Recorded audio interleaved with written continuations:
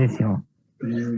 Si querés, nada, yo estaba comentando un poco que seguimos con esta serie de charlas, que es de coronavirus y ambiente, o coronavirus con diferentes expertos en ramas de la biología. La vez pasada fue con Mariano de microbiología, esta vez va a ser con Pablo. Él es doctor de la Universidad de Buenos Aires, especialista en mastofauna, sobre todo en pequeños mamíferos. Y la próxima charla que vamos a tener es sobre temas de producción, con un biólogo que trabaja en Francia, de cómo afectó esta pandemia y el coronavirus a las producciones. Pablo, comentarle vos un poco a la gente que se va juntando, a qué te dedicás, dónde estás trabajando hoy en día, y un poco la relación que tenés con la institución nuestra, con Bosques Nativos Argentinos, como profe invitado muchas veces del curso de restauración. Bueno, primero que nada, agradecerles por la oportunidad de charlar con ustedes. Digo, siempre está bueno poder aportar algo en estas situaciones, ¿no? Poder charlar un poco sobre lo que uno sabe y demás. Así que bueno, nada. En este momento yo trabajo en el Museo Argentino de Ciencias Naturales de Buenos Aires, es el que está.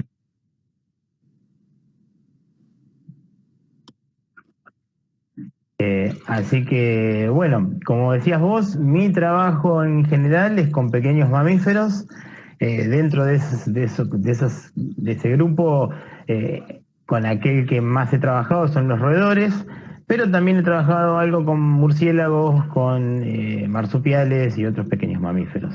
Así que bueno, y sí, como me decías vos, he trabajado desde hace un tiempo ya que conozco el trabajo de la fundación, o sea, me parece un trabajo espectacular el que están haciendo, y bueno, y me han invitado ya en varias oportunidades a participar del curso de restauración de la biodiversidad que suelen dar una vez por año, y bueno, nada, muy contento con eso. Contento también nosotros, Pablo, siempre armar el equipo mientras más grande mejor, mientras más compartamos espacio más enriquecedor. Totalmente. Sí, bueno, se sumó bastante gente. Quería arrancar de alguna manera, nada, preguntándote a vos cómo vivís un poco esta situación, siendo científico de CONICET, y sobre todo desde tu área de expertise, cómo nace todo esto, ¿no? Y cómo se creó toda una creencia, ¿no? De que este virus vino de un murciélago. Bien. Nada, un poco tu visión de cómo es esta relación de los humanos adentrándose con la naturaleza y la naturaleza devolviendo algo que quizás no esperábamos que nos devuelva, ¿no? En este caso, un virus. Un virus. ¿Qué pregunta? Bueno, mira, a ver, ¿cómo verlo esto? Está claro que en la situación actual, y sobre todo la situación del sudeste de Asia, cuando uno conoce un poco cómo son estas cosas, lo que está pasando no es algo inesperado, ¿no? Eso es lo primero la primera respuesta que uno puede tener. Digo, esto que está sucediendo hoy y que de repente nos ha cambiado la vida a todos en prácticamente todo el mundo, no es algo que sea inesperado. O sea, eso es lo primero. Es decir, hemos tenido por lo menos 2 advertencias importantes, como fueron el SARS en su momento y el MERS, que son otros coronavirus, uno de los cuales aparentemente ya no desapareció, por lo menos no hemos vuelto a tener casos, pero otra de las cuales, como el MERS, sigue activa, es una enfermedad que sigue activa en Oriente. Tuvimos 2 avisos, ¿no? De que algún día algo así podía pasar. O sea, esto no es inesperado, primero y principal.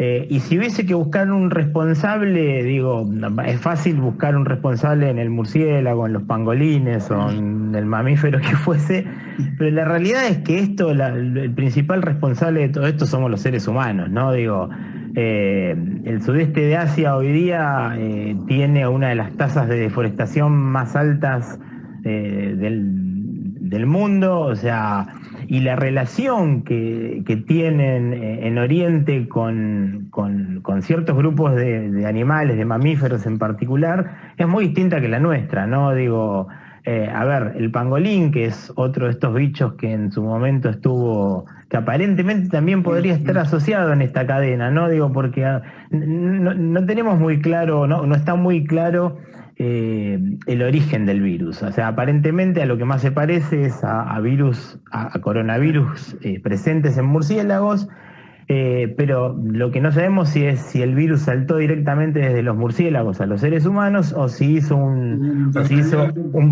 claro, lo que llaman un spillover, ¿no? Que pasa de una especie a otra, pasó del murciélago al pangolín y del pangolín pasó a los seres humanos. Para muchos el pangolín es un bicho que, muchos se deben haber enterado ahora que existía tal bicho, pero la realidad es que, por ejemplo, en Oriente, en China, por ejemplo, el pangolín es uno de los mamíferos más traficados en la actualidad. O sea, ¿por qué? Bueno, una cuestión culinaria, ¿no? O sea, a los chinos les gusta comer pangolines, así como les gusta comer murciélagos y demás, o sea, es una cuestión cultural, ¿no? Ya con las cuestiones culturales a veces es difícil que uno establezca si está bien, si está mal, Pero es lo que ocurre, digamos, culturalmente. Exactamente. O sea, alimentarse de estas especies que están en la...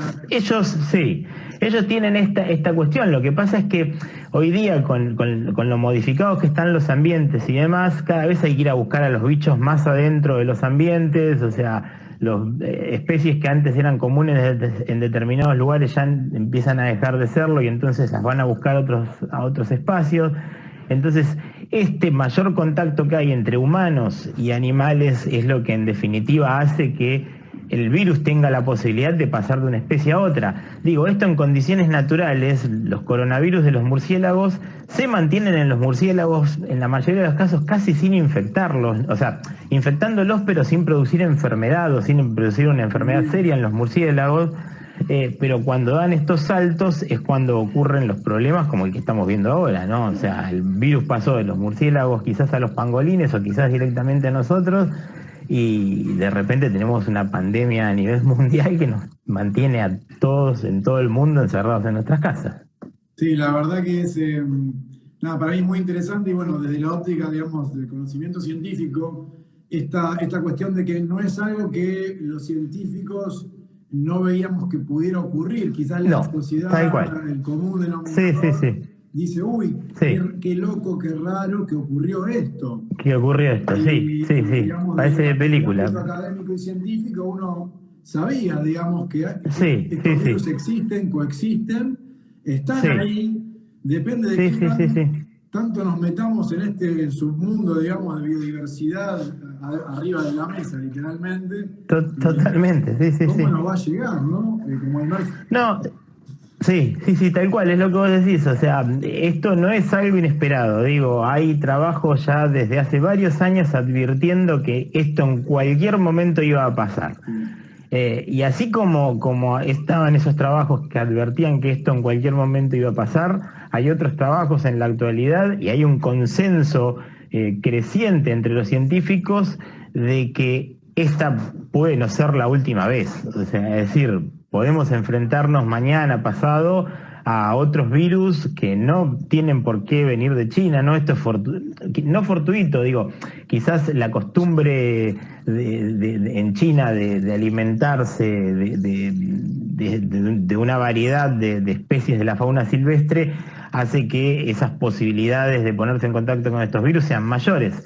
Pero esto pueden pensar en cualquier otro lado, no tiene que ser necesariamente China, puede ser una selva en cualquier otro lugar del mundo, ¿no? O un ambiente recóndito. Tal cual.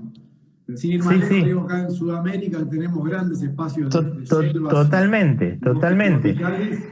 Que no sabemos qué albergan. No, y de hecho, por ejemplo, tenemos otras enfermedades emergentes, sin llegar al coronavirus, que es una enfermedad que ha puesto en jaque a todo el mundo, ¿no? Enfermedades como el hantavirus, que fue el año pasado, estábamos en esta misma época, todo el mundo hablando de hantavirus o parecido. El hantavirus es otra enfermedad emergente, o sea, esto es lo que se conoce como una enfermedad emergente, es una enfermedad que no existía y de repente aparece, ¿no?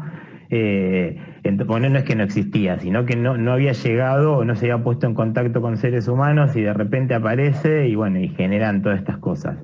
Enfermedades emergentes van a seguir apareciendo. Entonces, hay que empezar a pensar cuál es nuestro lugar en el planeta y cómo nos relacionamos con el resto de la biodiversidad, porque ahí está el punto, ¿no? está claro que puede ser una costumbre de los chinos, cultural y lo que sea, alimentarse de murciélagos o todo lo que nosotros querramos, pero está claro que esa costumbre, digo, ha quedado en evidencia que es muy peligrosa, ¿no? Sí, sí, o sea, transmitiéndoselo, digamos, a la gente que nos está viendo, mucha gente nos pregunta, ahora te hace un par de preguntas que nos están haciendo, Bien.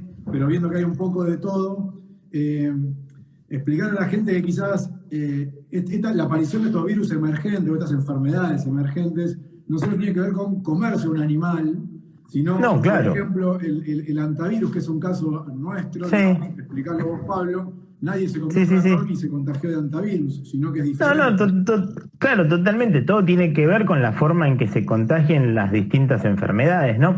Digo, nosotros por ahí nos olvidamos, ¿no? O sea, ha pasado ya muchísimo tiempo, pero algunas de las enfermedades más comunes que han asolado a la historia de la humanidad, ¿no? A lo largo del tiempo, enfermedades como el sarampión, la varicela, la viruela, la erisipela, todas esas enfermedades tienen su origen en la domesticación de animales, básicamente cerdos y vacas. O sea, esas en su momento también fueron enfermedades que emergieron, ¿no? Después nos olvidamos, ¿no? Que la vaca, que el cerdo nos transmitían esas enfermedades. Pero en un momento fue ese contacto que hicimos con la fauna silvestre, con lo que en ese momento era fauna silvestre. Claro, cuando domesticamos todos esos bichos nos trajimos un montón de enfermedades. O sea, y todas esas enfermedades han tenido también un papel enorme en la historia. Digo, pensemos solamente la viruela, el daño que causó cuando la viruela llegó a América con los europeos, ¿no? O sea, diezmó a la mayor parte de la población americana, la diezmó la viruela y no directamente la conquista europea. Digo, fue un hecho accesorio a la conquista, ¿no? O sea, con los europeos llegó la viruela y la viruela exterminó una gran mayoría de nativos americanos. Entonces, eso por un lado. Y por el otro, como decías vos, no es que necesariamente tenga que ir y comerme un ratón. Digo, todo depende de cómo se transmiten estas enfermedades. Si nosotros avanzamos deforestando sobre el Amazonas y de repente nos ponemos en contacto con alguna especie animal que tiene algún tipo de virus encima que de repente salta hacia los seres humanos y se empieza a contagiar, no es que necesariamente me lo tuve que comer, sino que simplemente por estar en el mismo lugar, por respirar el virus, me contagio o lo que fuese, ¿no? Digo, hay muchas variables, no que necesariamente haya que comerse. Claro. Son diferentes formas de transmitir sí, que puede ser por ingestión, por contacto con la orina. Totalmente. Entonces en ese sentido no es que si yo no me como los ratones no voy a tener ningún problema. Digo, las enfermedades emergentes existen, es probable que sigan apareciendo y el punto acá es nuestra relación con la biodiversidad, ¿no? O sea, cómo nosotros nos vinculamos con eso, o sea, en tanto sigamos desmontando como estamos desmontando, en tanto sigamos haciendo uso de la fauna como hacemos. Digo, pensemos que el tráfico de fauna es una de las actividades ilegales más rentables del mundo. O sea, digo, después del tráfico de armas, de drogas, o sea, está el tráfico de animales, ¿no? O sea, hay un mundo enorme detrás de eso. Y en tanto esas cosas se mantengan, el peligro de estas cosas sigue latente, ¿no? Y es como muy... Uno piensa que es un mundo muy escondido donde ocurren estas cosas, que, por ejemplo, para nosotros los argentinos, esto pasó en China, en el otro lado del mundo, que es diferente, pero cuando uno hace o cae en la cuenta de lo que hay alrededor también, acá en Sudamérica y en Argentina también, totalmente. Está muy cerca de que nos pueda pasar que tengamos la posibilidad de que un virus mute en un... Claro. O en un roedor, o en un murciélago, o en lo que sea. Y de ahí se transmita a un animal doméstico, después al humano o al ganado. Sí. A ver, no sé, piénsenlo así, o sea, hasta no hace tanto, yo no sé si al día de hoy no sigue ocurriendo, pero hasta no hace tanto era relativamente común en algunas provincias del norte ver puestos donde se vendían monos o otros animales que, digo, esos animales, la sanidad de esos animales no está chequeada por nadie, digo, es alguien que fue, cazó un mono en medio de la selva, lo sacó de su ambiente y lo puso en venta. Entonces, no sabemos qué hay en esas cosas, ¿no? Digo, nunca se sabe cuando alguien agarra a un animal que está enfermo y esa enfermedad que tiene ese animal después pueda pasarnos a nosotros, ¿no? Sí, totalmente. Hay una pregunta que le hicieron ya 2 veces, por ahí la quería tomar para Bien, aclarar algunas cosas, que es si, digamos, esta enfermedad la transmiten los roedores o los murciélagos, ¿por qué no se enferman estos animales? ¿Por qué no se mueren? claro. A mucha gente le diría, digo, si nosotros nos morimos y nos enfermamos, Sí, sí, sí. ellos que nos lo pasaron a nosotros no se enferman, No, no, y siguen lo más bien. claro, bueno, ahí hay muchas explicaciones distintas. O sea, siempre lo que sucede con estas cosas es que en muchos casos distintos tipos de virus tienen historias largas en relación a la especie que lo portan, ¿no? Es decir, ha habido una evolución a lo largo del tiempo en donde ese virus que afecta a una determinada especie la viene afectando desde hace miles de años y han llegado a una especie de equilibrio, ¿no? En el cual ese virus, por ejemplo, en el caso de los murciélagos son bichos voladores, ¿no? O sea, son los únicos mamíferos que pueden volar. Eso hace que tengan tasas metabólicas muy altas y temperaturas altas, ¿no? Durante gran parte del tiempo. Eso hace que, por ejemplo, sea común que porten este tipo de coronavirus, pero al ser bichos con temperaturas altas y metabolismo alto, los coronavirus nunca llegan dentro de los murciélagos a desarrollar capacidades altas de infectación, ¿no? Es decir, hay como una autolimitación, o sea, el virus está limitado por el mismo metabolismo del animal. Entonces después de repente el virus salta a otra especie y nos llega a nosotros, que tenemos una temperatura distinta, y en nosotros el virus tiene una capacidad infectiva que no la tenía en el murciélago, porque el murciélago está trabajando a otra temperatura y a otra tasa metabólica. Entonces, en nuestro caso, nuestra temperatura lo favorece al virus, mientras que en el caso del murciélago se mantienen niveles. Y otra cuestión que ocurre es que en algunos murciélagos hay, la inmunidad es muy compleja. Yo no soy especialista en inmunidad ni nada que se le parezca, pero hay vías de la inmunidad que están reprimidas, que en nuestro caso no, y Claro. hay ciertas cuestiones por ese lado que también hacen que un virus que afecta a una especie no afecte a otra. Pero acá lo importante es pensar esto, ¿no? Pensar esto que los virus, o sea, no en todos los casos, pero en muchos casos, muchos de estos virus han coexistido con las especies en las que se encuentran desde hace muchísimo tiempo. Es una historia de evolución en paralelo entre virus y murciélago, por ejemplo, que ha durado miles de años, y de repente uno agrega una pieza más en ese rompecabezas que somos los seres humanos y se produce el desbajar, ¿no? Es decir, no es que, así como eso, hay otras enfermedades que tienen los animales que por ahí nos pasan a nosotros y no nos hacen nada. Hay que pensar que esa es doble, ¿no? El proceso. De repente hay enfermedades que por ahí no nos afectan. De hecho, hoy por hoy es muy gracioso. No es gracioso, pero hay una recomendación que se ha hecho a todos los investigadores que trabajan con murciélagos alrededor del mundo. La recomendación es que paren sus estudios, por lo menos mientras dura esto. ¿Por qué? ¿Cuál es el peligro? El peligro es que yo, si tengo coronavirus, trabajo con murciélagos, voy a una colonia, infecte yo esa colonia, y esa colonia que no está preparada para el coronavirus, de repente se enfrente a una situación que la diezme o la elimine por completo, ¿no? Entonces, hoy por hoy los investigadores que trabajan con murciélagos están haciendo la recomendación de no trabajar, por lo menos mientras no sepamos algunas cuestiones más, ¿no? Si podemos nosotros contagiar a murciélagos en otros lugares y demás, ¿no? Así que la recomendación es esa: si hay investigadores trabajando con murciélagos, que por ahora no trabajen, por la cuestión de que nosotros también podemos pasarle la enfermedad a otras poblaciones de murciélagos que no son las de China, que no han tenido contacto con este virus, ¿no? Claro. Ahí hay una pregunta interesante que nos están haciendo. Te la dejo a vos para que la abordes, y después yo les voy a hacer un comentario sobre un trabajo que hicimos con la Fundación, justamente esto, que tiene que ver con la ecología viral, que es una rama de la virología que aborda temas de ecología, pero desde el punto de vista de los virus. La pregunta concreta es si existen datos en Argentina de la diversidad de virus en roedores y murciélagos. Si existen estudios de base que hablan Sí. de esto, ¿no? De virus en murciélagos y roedores.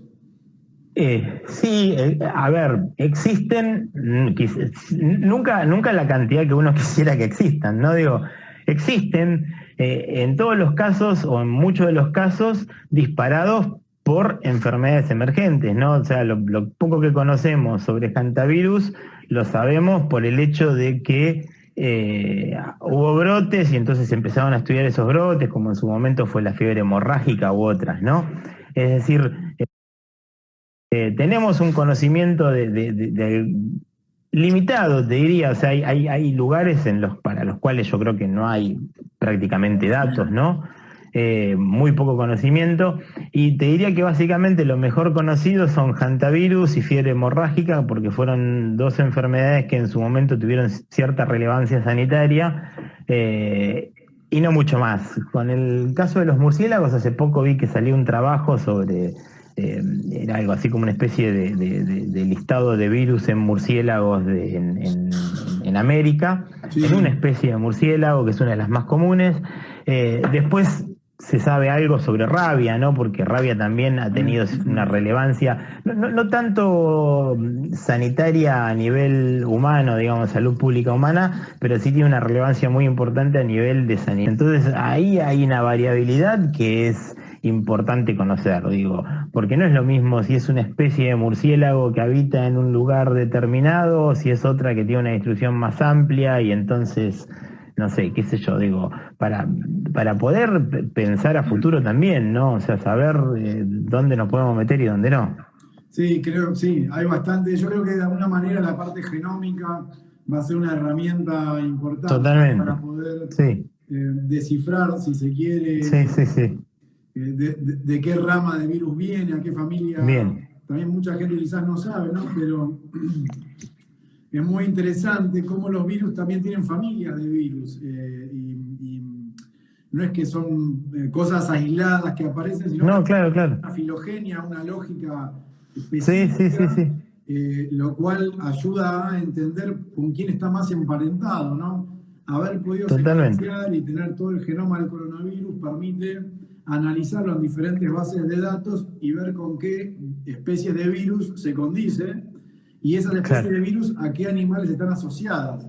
Justamente Totalmente, el coronavirus sí. COVID-19 tiene gran parte de asociación con virus pertenecientes a los que están presentes en murciélagos. Y de hecho, quiero agregar una cosa más, porque hay gente que pregunta si es mentira, si no es mentira. Digo, hay bastante sustento científico como para evidenciar que es una familia de virus que responde a los virus que están en los murciélagos. Y de hecho hay un trabajo científico muy interesante del 2015 que ya se venía trabajando en China, científicos americanos y chinos, sobre la posibilidad de los virus que había en murciélagos de la zona, de con ciertas mutaciones poder pasar a otro huésped. Totalmente. O sea, después, si quieren, los que tengan consulta, todos los que lo están viendo, pregunten en Bosques Nativos y ponemos el link del trabajo para que lo puedan descargar, mirar, aunque está en inglés. Pero bueno, ahí uno puede entender cómo se venía por ahí estudiando un poco esto ya, digamos, ¿no? No es que alguien inventó, que vio un chino comiendo un murciélago y dijo, esto vino por ahí. Totalmente. Sí, que tampoco es un invento de un laboratorio chino o de una agencia del mal de los chinos y demás, ¿no? Digo, porque para las teorías conspirativas rápidamente mucha gente adhiere, ¿no? Pero no, está claro que sí, que esto era una crónica anunciada, ¿no? O sea, en un punto. Sí, algo también queríamos consultarte.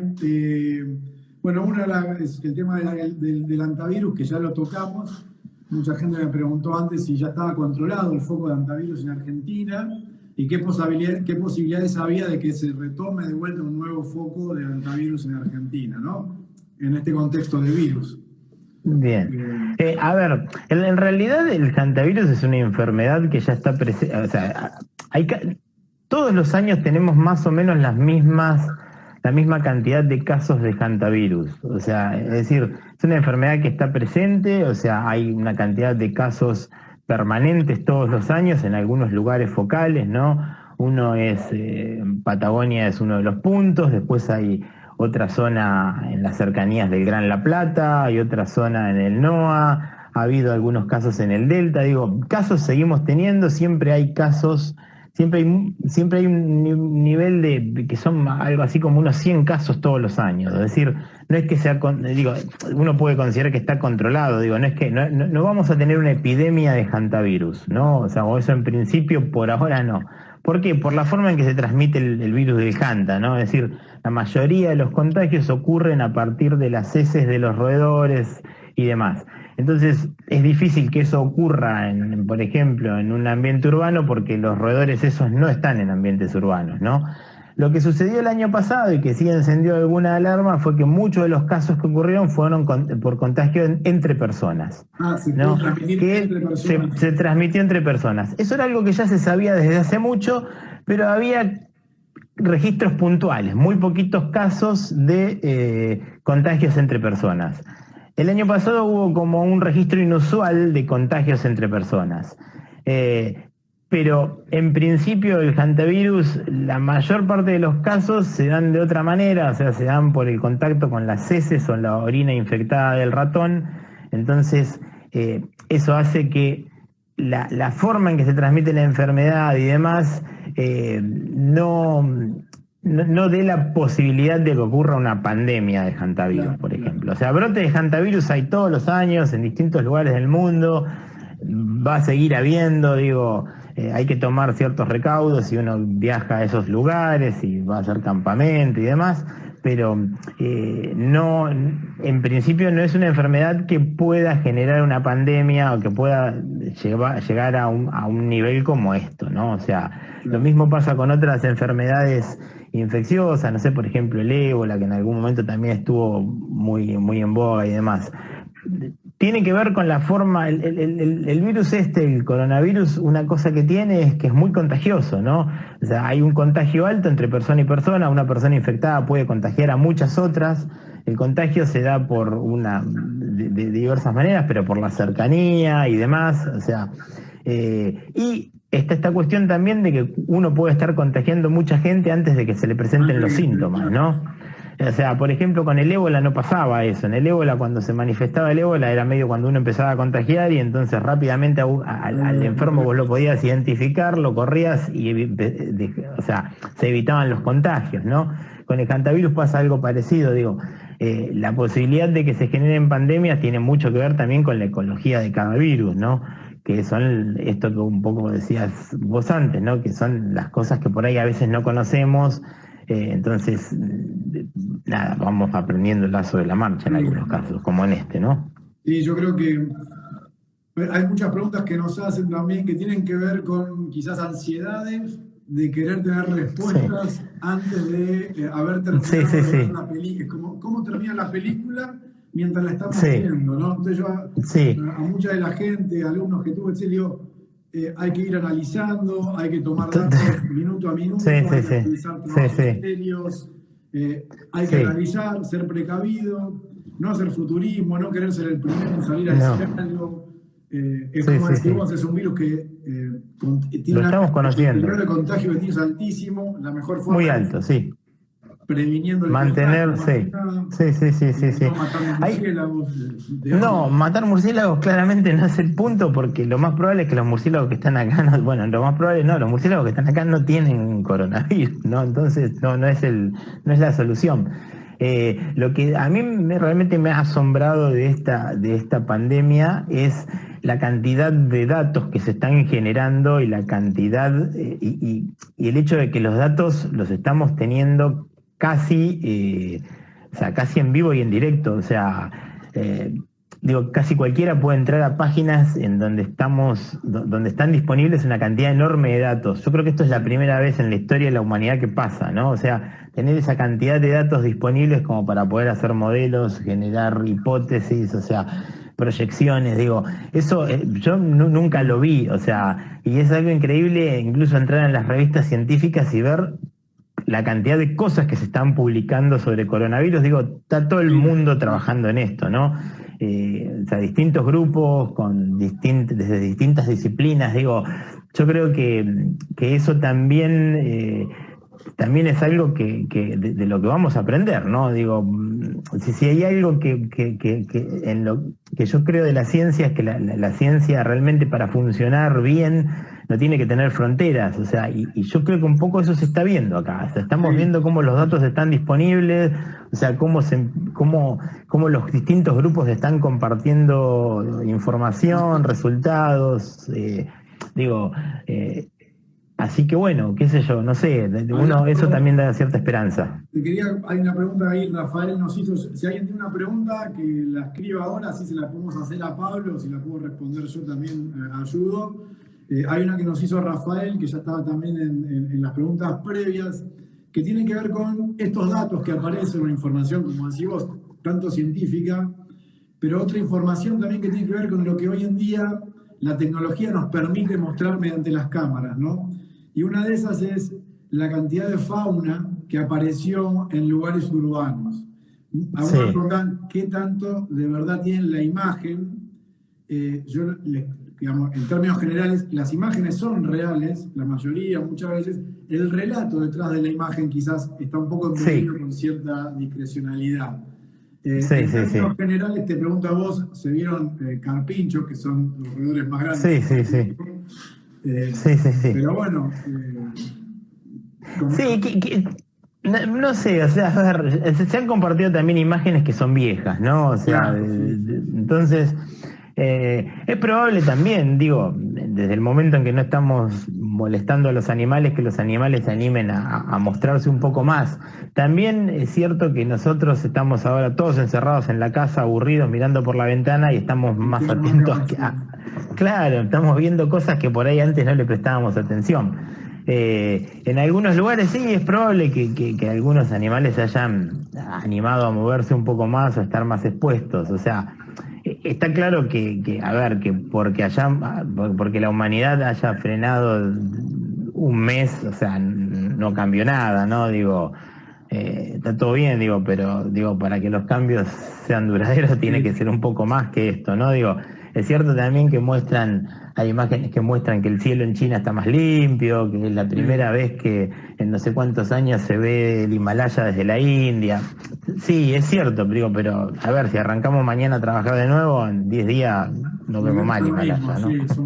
Volvemos a lo mismo, digo, o sea, es un recreo nada más. Ahora que tiene que ver, bueno, justamente, todas las discusiones que tenemos respecto a lo que te acabo de comentar recién terminan en esto, pero después entonces, ¿cómo salimos? ¿Qué pasa? ¿Qué sé yo? Es tan difícil poder justamente plantear cómo va a ser la salida de esto. Sí. Por ahí la salida es volver a lo mismo, pero buscar alternativas.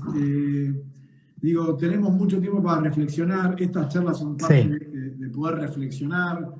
Sí. Toda la gente que mira esto, realmente agradezco que se presten a escucharnos intercambiando con Pablo como profesionales de la ciencia y de la comunicación también. Es todo un desafío cómo salimos de acá y si realmente como humanidad aprendemos algo. Sí, ahí hay que pensar de algunas cosas, ¿no? Yo no dejo de pensar, por ejemplo, que hay países que básicamente no han tomado muchas medidas, países que niegan, o sea, que básicamente han negado la enfermedad, ¿no? O que no han tomado medidas hacia con la población, y que muchos de esos mismos países son los que niegan, por ejemplo, que existe el cambio climático, ¿no? Digo, a ver, esto es solamente la punta del iceberg, esto es algo que está ocurriendo por algo que viene por detrás, hay todo un trasfondo que es la destrucción de los ambientes naturales, el tráfico de fauna, la destrucción de la biodiversidad. Esto es solamente una punta de todo eso. Digo, el cambio climático viene atrás de esto y probablemente el cambio climático esté matando o mate mucha más gente que el coronavirus, ¿no? O sea, el problema es enorme. Dentro de lo que es el cambio global, ¿no? Digamos, más allá del clima es un cambio global, deforestación, contaminación. Cambio del clima también, pero me gusta hablar de un cambio global que no es global. Justamente. Y no, totalmente. Un modelo económico imperante que nos lleva justamente a no distinguir y no dimensionar que los bienes son finitos, que la última gota de agua se acaba, que el último Se árbol se acaba. corta, y en Sí. ese momento se acabó, se terminó Sí. esta convivencia con la naturaleza. Totalmente. Yo creo que en el mejor de los casos, o sea, y siendo lo más optimista que puedo ser, es que este sacudón, no sé, nos deje alguna enseñanza, por lo menos, ¿no?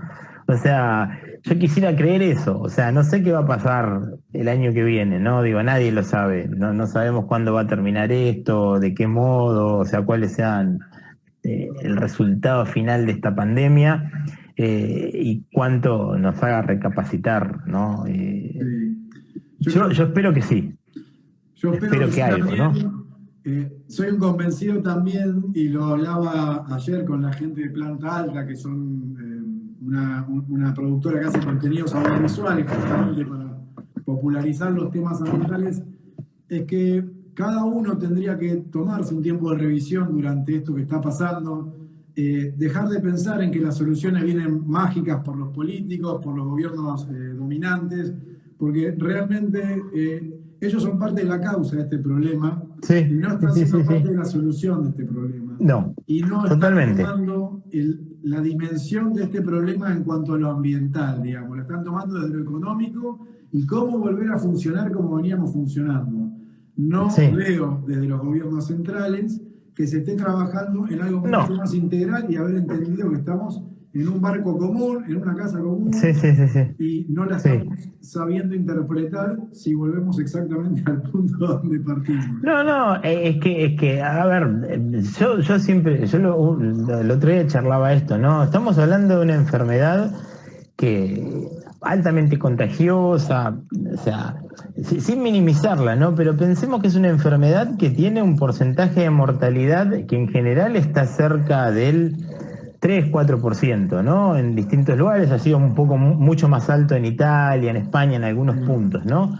Pero estamos hablando de una enfermedad que tiene una letalidad baja, o sea, pensemos solamente si la enfermedad tuviese un 20, un 30% de mortalidad, digo, No, sí, sí, sí. o Creo sea, que el caos que sería, digo, y aparte es una enfermedad que hay grupos de riesgo, digo, es decir, una persona de 20, 30 años que está bien de salud y demás, o sea, prácticamente casi que ni tiene que temerle. Pero a lo que voy es, estamos hablando de una enfermedad con esas características. Pensemos en una enfermedad que tuviese un 20 o 30% de mortalidad y no distinguiese entre, sí, sí, sí. no sé, entre chicos, Rango adultos, etario o social, o qué sé yo. totalmente. O sea, entonces, o sea, pienso en eso, ¿no? Que dentro de todo, o sea, si tenemos que aprender algo de las pandemias y demás, la que nos toca, o sea, la que nos vino a enseñar es una pandemia leve, si Sí, se quiere, sí. ¿no? O sea, esto podría ser tremendamente Es peor, una ¿no? O muestra sea, gratis de algo que podría ser totalmente, muchísimo peor. muchísimo peor. O sea, y la probabilidad de que esa pandemia mucho peor ocurra, si mantenemos nuestra relación con el ambiente tal cual la tuvimos hasta ahora, o sea, es casi sentarse a esperar a que ocurra, Como que porque la estamos digo, buscando y no la aprendimos estamos nada. buscando, probablemente ocurra, o sea, no sabemos de dónde va a venir ni cómo, pero digo, hay muchas proyecciones, digo, hay desde el hecho de que aparezcan enfermedades emergentes de las selvas y demás, hasta enfermedades que están, no sé, qué sé yo, en el permafrost del hemisferio Mirá, norte congeladas, ¿no? Digo, sí. hace miles de años, ¿no? O sea, entonces no sabemos. La verdad es que lo primero que tenemos que pensar es en cómo vamos a cambiar nuestra relación con el ambiente, ¿no? O sea, no necesariamente, digo, no es que nosotros no seamos responsables, digo, todos somos un poco responsables, pero está claro que son los gobiernos, ¿no? O sea, ahí es donde está el Es que punto, ¿no? sí, O yo sea, creo, los tomadores de decisión son los que, digo, sí. tienen que empezar a pensar esto de otra manera. Te freno ahí, Pablito, y ya lo voy a ir cerrando por una cuestión de Dale. tiempo, creo, porque la gente también nos sigue preguntando cosas, pero estoy muy de acuerdo con vos, entre que los políticos y los tomadores de decisiones son los que tienen que guiar, pero yo creo que ellos no están exentos del pedido social que podemos hacer nosotros como Totalmente, totalmente. a toda la gente que nos está mirando ahora. Yo les pido encarecidamente a toda la, no sé, audiencia que tenemos de alguna manera o que nos sigue, que transmitan estos vivos, que busquen que la gente se sume a Bosques Nativos o al museo o a Planta Alta, digamos, que podamos conglomerar un montón de personas, de ideales, porque de alguna manera con Bosques estamos buscando transmitir esto a lo que es el liderazgo político, para que esté en la agenda, para que esté en la mesa, para que sepan que no somos un grupo de locos, sino que somos un grupo de científicos con mucha gente que nos apoya, que transmitimos las ideas con claridad, que tenemos un pensamiento abierto de búsqueda de solucionar los problemas para la gente y desde el conocimiento siempre, ¿no? Así que toda la gente que nos ve, por favor, impulse un poco esta iniciativa que estamos teniendo con los vivos. Vamos a tener un vivo más el miércoles, que tiene que ver con ambiente y planificación, ambiente y ciudades, en realidad, bosques y ciudades, que tiene que ver cómo trabajar lo que es infraestructura verde y poder generar ciudades un poco más permeables a la naturaleza. Esto, Pablo, te lo cuento a vos también, por si lo querés mirar, la va a dar Dale. Basualdo, la charla esa. Ahí estaremos. Porque, bueno, nada, es toda una gran búsqueda de que las ciudades también se permeabilicen un poco esta sensibilidad natural para poder impulsar estas cosas que buscamos. Si querés mencionar algo más, Pablo, vos para los chicos, a la gente que nos está viendo. No mucho más. Agradecer de nuevo la oportunidad esta de poder charlar y demás. Digo, porque es lo que decía antes, digo, yo desde mi lugar no puedo hacer mucho para frenar al coronavirus. No digo, no soy médico, no soy virólogo, no soy epidemiólogo. Digo, pero sí quizás está bueno esto de hacer conocer algunas otras cosas que están ahí a la vuelta, ¿no? O sea, y de cómo el trabajo interdisciplinario, ¿no? O sea, es importante en estos casos, ¿no? O sea, donde cada uno hace su aporte, ¿no? O sea, así que bueno, eso. Bueno, agradecemos a todos los que nos vieron, los invitamos a que participen del miércoles a las 19 horas con José Luis Basualdo, el planificador. Y la otra charla que vamos a tener de coronavirus va a ser el domingo que viene, también a las 15 horas, a las 17, con Alejandro López, que es un biólogo que vive en Francia, y cómo está afectando a las producciones, cómo se afecta a la producción, y cómo podemos pensar producciones a futuro que realmente tomen la dimensión ambiental para poder creer y mejorar en la que es producción. Pablo, te agradezco un montón, gracias por darnos este domingo de Pascua, es una charla tan clara.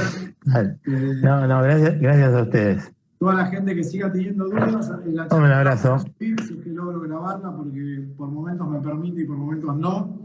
Y cualquier consulta que tengan también, Pablo está disponible, trabaja en el Museo de Ciencias Naturales, es un referente.